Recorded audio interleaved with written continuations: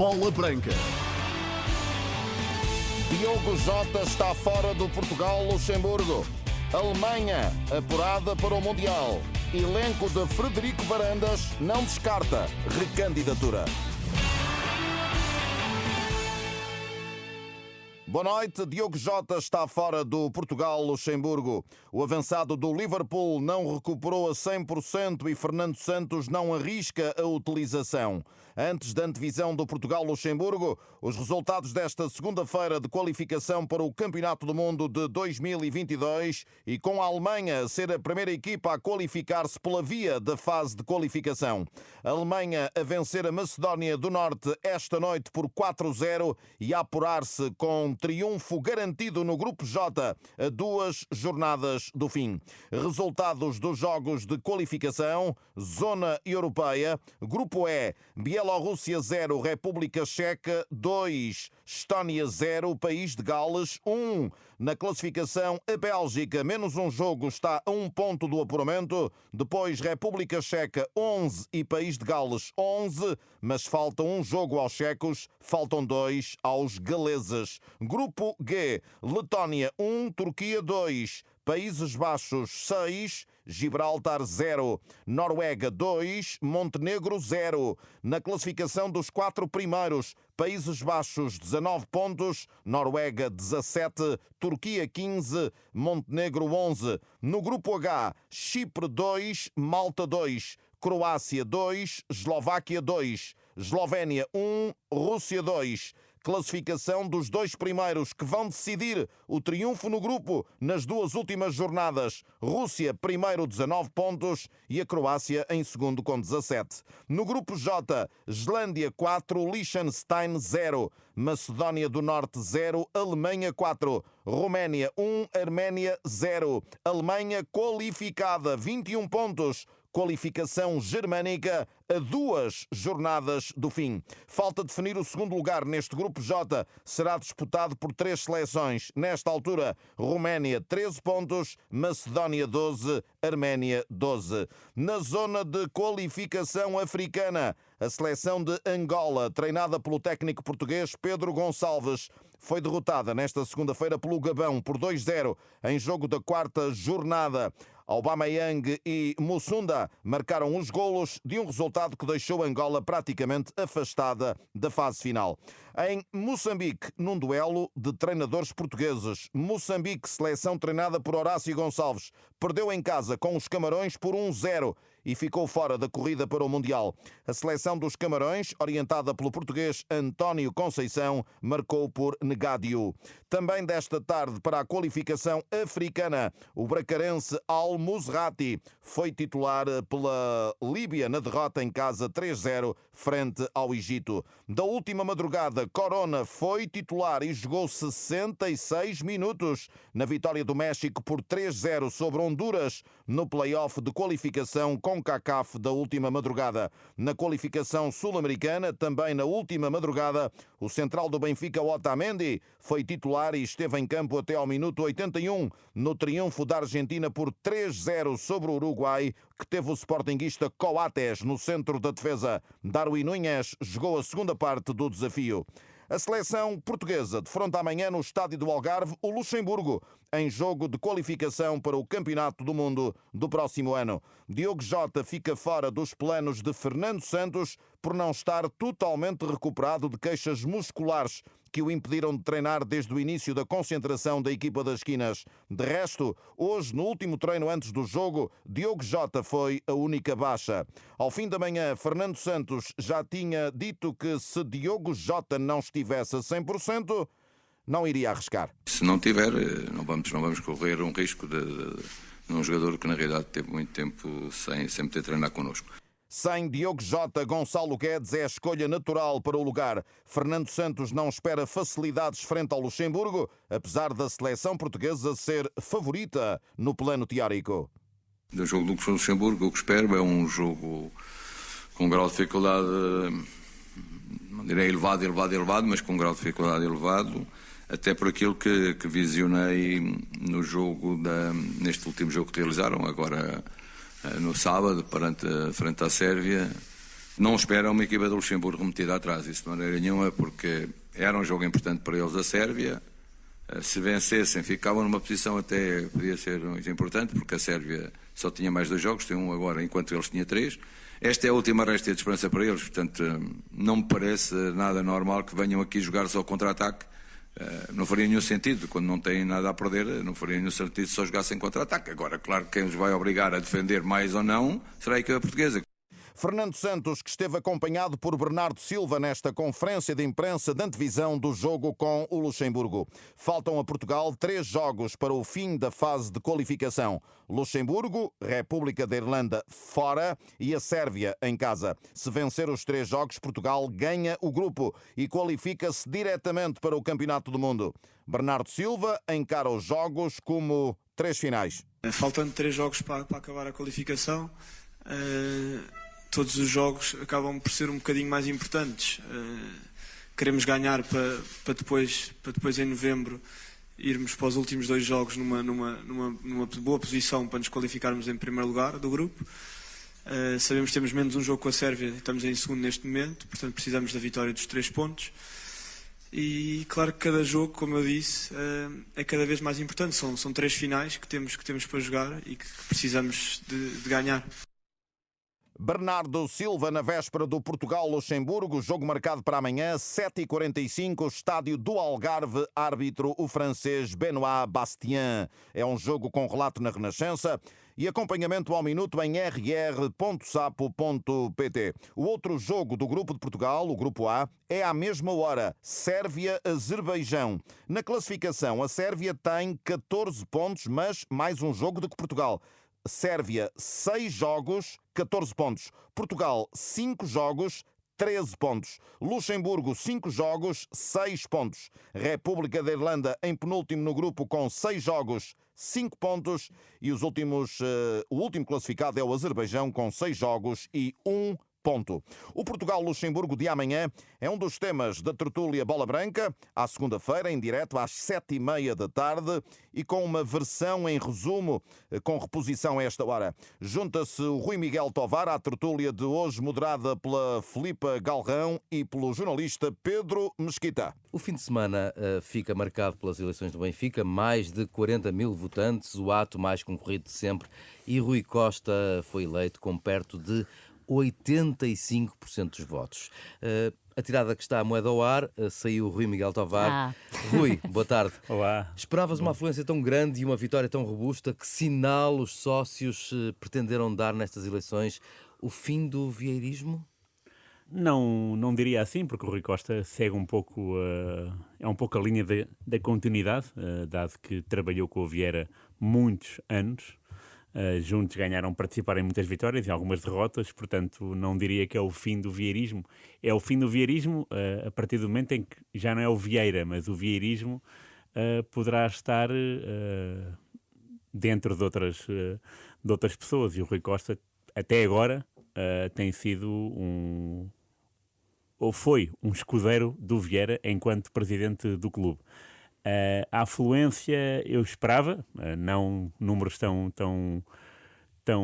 gigantes, mas o Benfica também precisava os sócios do Benfica queriam dar um exemplo, e a verdade é que muitas vezes as eleições do Benfica são em dias de semana, desta vez foi num fim de semana, e isso que vai ao encontro daquilo que acontece com Sporting e Porto, facilita e de que maneira a adesão popular, e portanto esperava uma vitória robusta do Rui Costa, porque não havia concorrência de peso, e esperava esta continuidade para mim, na linhagem. Vamos ver o que é que os próximos anos nos dizem, mas a verdade é que o Rui Costa foi o número 2 do Vieira durante muitos anos. Pedro, e que dados achas que podem ter sido determinantes para uma vitória tão esmagadora nas urnas de Rui Costa? Eu acho que há 3 fatores decisivos para esta goleada nas urnas de Rui Costa. Em primeiro lugar, o carisma que Rui Costa tem. É de facto um ídolo para os adeptos, foi enquanto jogador e continua a ser uma figura com grande crédito junto do universo Benfica. Depois, um outro aspecto que me parece muito relevante é o trabalho que Rui Costa fez nos 3 meses pós-demissão do Luís Filipe Vieira.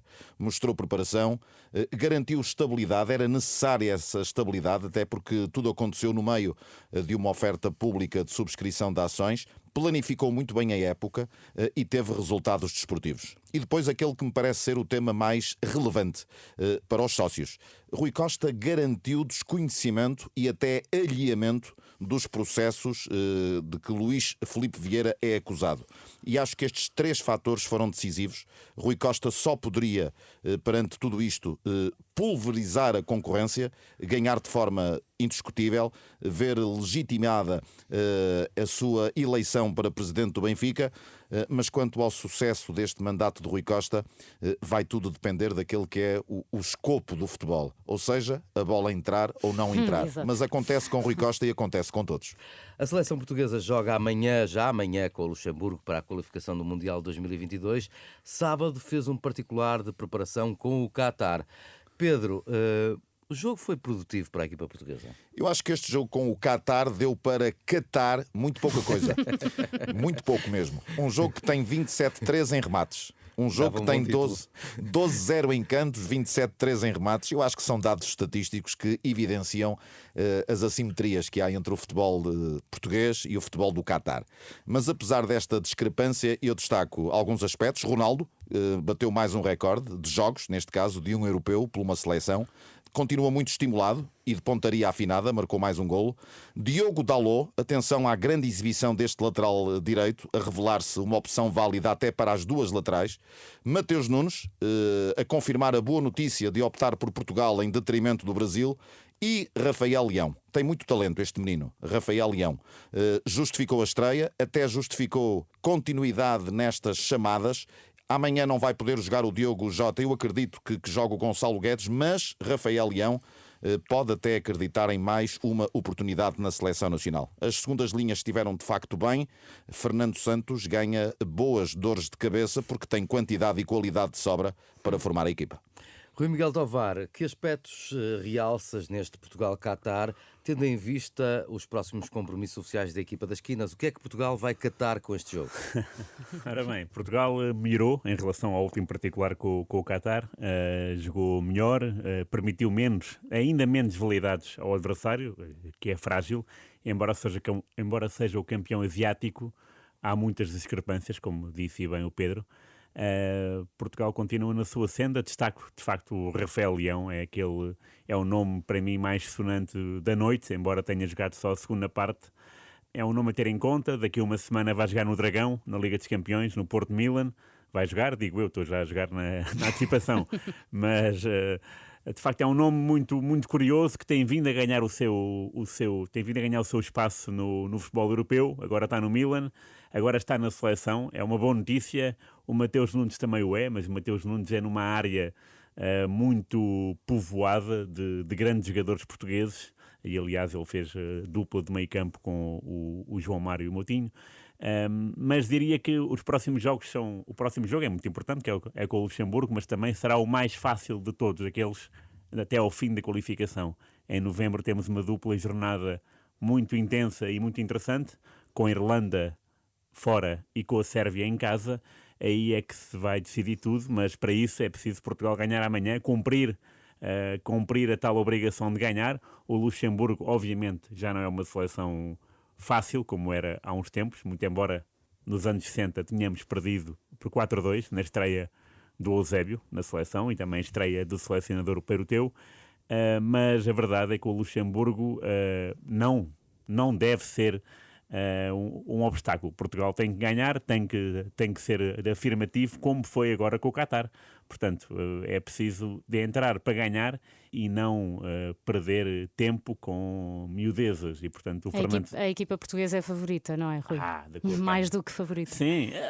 Aliás, é muito raro encontrar um jogo em que a equipa portuguesa não seja favorita. Exato, neste momento. Neste momento. Pedro Azevedo, o Luxemburgo chegou a assustar Portugal no jogo de 30 de março no Luxemburgo, apesar de sermos sempre favoritos, como dizia o Rui, e contra qualquer equipa. Bom, mas esteve à frente no marcador, mas depois a seleção portuguesa deu a volta e ganhou por 3-1. A equipa de Luxemburgo tem argumentos para surpreender Portugal no jogo da manhã? Em futebol não há impossíveis. Em futebol tudo é possível, também não há vencedores antecipados. Uma coisa é o jogo jogado e outra coisa é o jogo falado. Mas não há dúvida que Portugal é o grande favorito. O Luxemburgo está no lugar 96 do ranking da FIFA, Portugal está em 8º. Este jogo que falava há pouco o Rui Miguel Tovar, que foi a única vitória da história do Luxemburgo frente a Portugal, foi há 60 anos. Até na estatística, Portugal esmaga o Luxemburgo. Não há dúvida que esta equipa luxemburguesa tem vindo a crescer, mas Portugal continua a depender de si próprio, é claramente favorito. Se ganhar os jogos que faltam, apura-se. E num grupo que tem a Sérvia, o Luxemburgo, a República da Irlanda e o Azerbaijão, eu vou dizer hoje aquilo que disse antes do início desta fase de qualificação. O estranho seria Portugal não ser no fim o primeiro classificado após as 8 jornadas deste agrupamento. Faltam 3, Luxemburgo, República da Irlanda e a Sérvia, 3 jogos para ganhar e para carimbar a presença direta no Qatar. Deixa-me também só confrontar o Rui Miguel Tovar com esta previsão do Pedro Azevedo. Vamos terminar em primeiro? Então. Tem que ser, para mim, também concordo, não é? Na altura do sorteio, quando vi os adversários, é claro que a Sérvia desperta um sentimento. Nós, quando vemos os sérvios a jogar a bola, ficamos assustados, mas do susto à vitória é um passo e Portugal tem todas as condições e já o provou várias vezes. A última vez até foi na qualificação para o Euro 2016. Portugal é superior à Sérvia e vai provar isso. Já provou no jogo da Sérvia, pena aquele golo mal anulado, mas agora irá provar outra vez em casa, porque Portugal tem uma seleção com muita pinta. Depois das seleções, voltam as provas internas com a eliminatória da Taça de Portugal, a primeira com equipas da Primeira Liga que jogam fora. Dos grandes, sexta-feira o Porto joga com o Sintrense, o Sporting com o Clube de Futebol Os Belenenses e sábado o Benfica defronta o Trofense. Pedro Azevedo, estás à espera de tombas gigantes, com tanta experiência que tens neste tipo de provas? Estás à espera de tombas gigantes logo de início? Não, eu acho que não haverá surpresas. Vou reportar-me aos jogos dos 3 grandes. Atenção que as equipas da Primeira Liga jogam todas fora e jogam todas em casa de equipas de escalões inferiores. Eu percebo a ideia da Federação Portuguesa de Futebol, com este sorteio condicionado na primeira eliminatória com equipas da Primeira Liga. Entendo, mas não concordo. Eu não concordo com este sorteio condicionado, porque a ideia da Federação acaba por ser subvertida por alguns clubes. Acontece todos os anos. Repare-se que o Sintrense vai jogar fora de casa, não vai jogar no seu próprio estádio. Os clubes mudam de estádio por falta de condições. Nesta eliminatória, esse jogo do Sintrense com o Porto em casa vai ser transferido para o campo do Real, em Montabrão. Portanto, esta ideia fica à partida subvertida, a ideia da Federação, dos clubes grandes irem aos estádios dos clubes mais pequenos. Depois os clubes acabam, por causa das transmissões televisivas, por trocar os palcos, tirando aqui a essência do espírito da Taça de Portugal.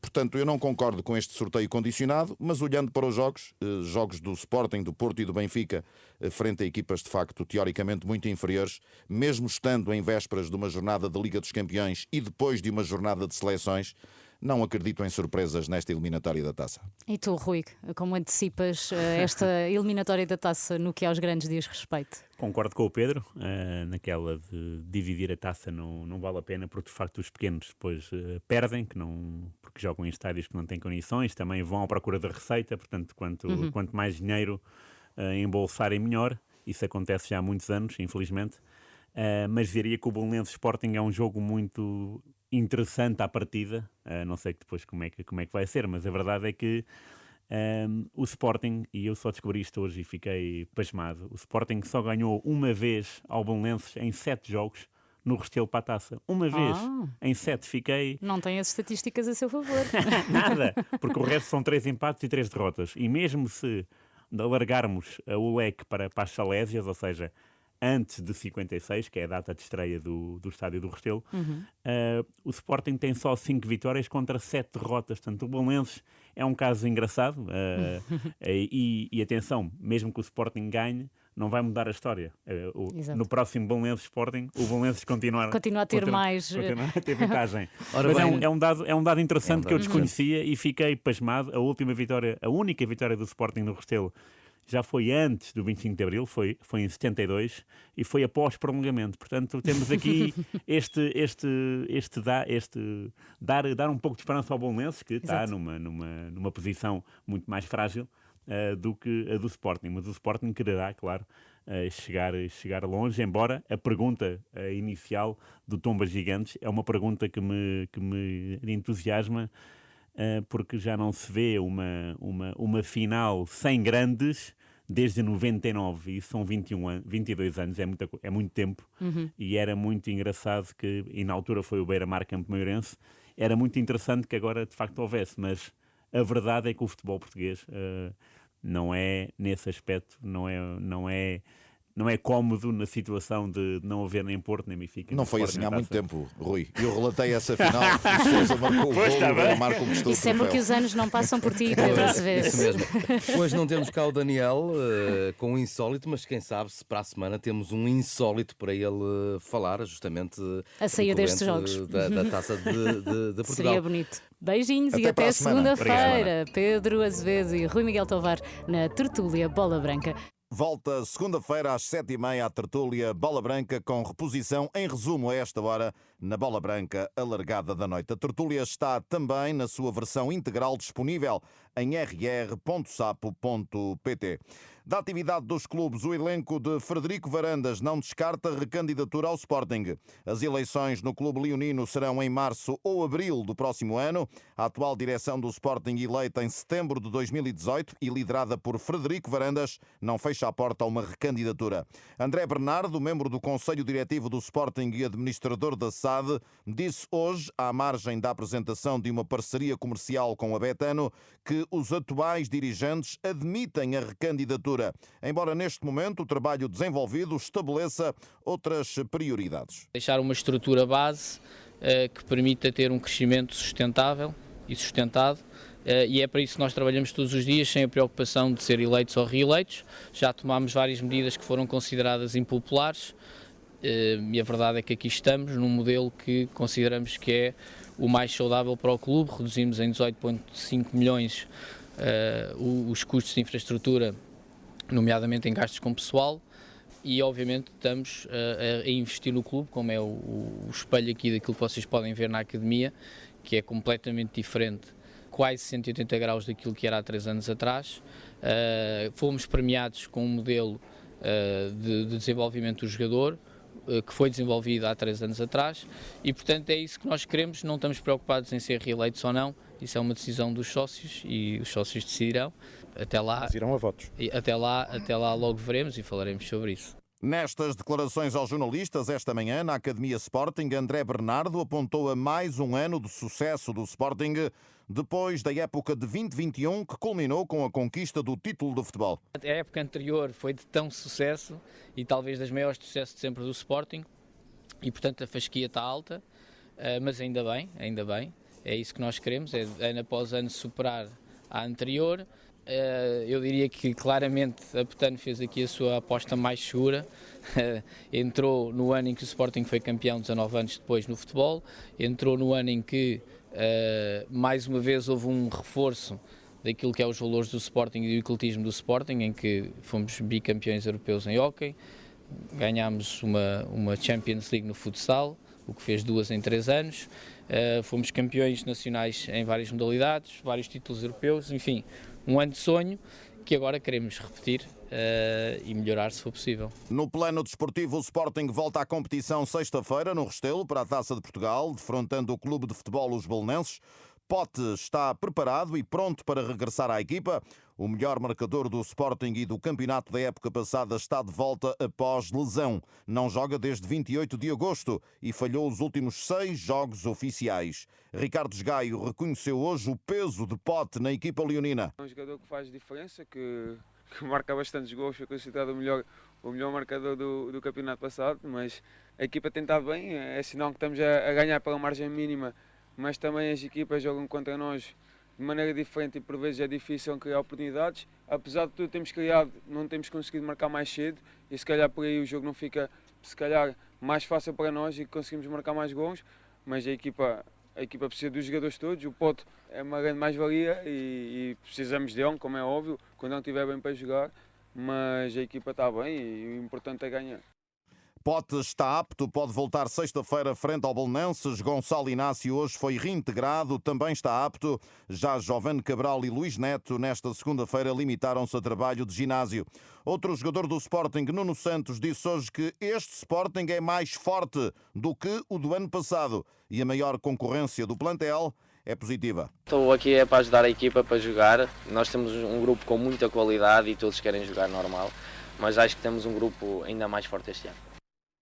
A convicção de Nuno Santos. O Belenenses Sporting é sexta-feira, 8h45, 2 horas antes, começa o Sintrense Porto. A equipa azul e branca regressou ao trabalho hoje, depois da folga de fim de semana. Nanu treinou depois de ter representado a seleção da Guiné-Bissau. Otávio fez apenas tratamento e trabalho de ginásio. Mbemba já deixou uma mensagem nas redes sociais, depois da lesão contraída pela seleção do Congo frente a Madagascar, jogo de qualificação africana. Mbemba diz que foi suturado no local onde sofreu a lesão no pé. Uma ferida que não é profunda, o jogador promete voltar mais forte. Diogo Costa foi eleito o melhor guarda-redes do mês de setembro para a Liga, numa votação dos treinadores em que o guarda-redes esportista ficou à frente de Vlaco Dimos e de Adan. O Benfica joga sábado na trofa com o Trofense. Lázaro, Rafa e Seferovic são os 3 nomes do boletim clínico encarnado que, à semelhança de Porto e Sporting, trabalha o Benfica desfalcado de vários internacionais ao serviço das seleções. Ainda do Benfica, Vertonghen falou hoje do polémico golo de Mbappé pela França,